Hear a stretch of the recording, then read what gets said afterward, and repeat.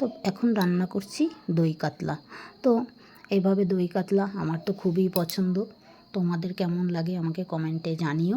তো প্রথমে আমি নিয়ে নিয়েছি মাছ, আসলে নুন হলুদ গোলমরিচ মাখিয়ে আমি কিছুক্ষণ রেখে দেবো।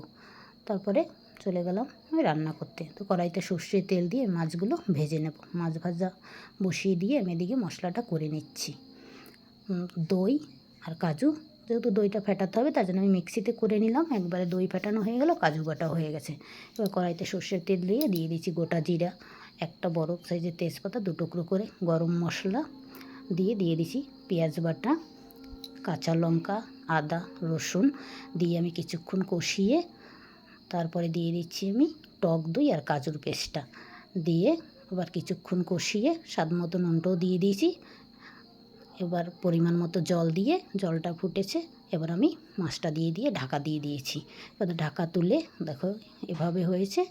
এবার আমি দিয়ে দিয়েছি 1 চামচ ঘি, গরম মশলা ধনে পাতা।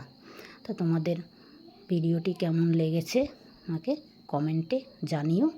একবার তোমরাও বাড়িতে খেয়ে ট্রাই করে দেখো, দেখতে যেমন লোভনীয় এটা খেতেও কিন্তু অতটাই ভালো।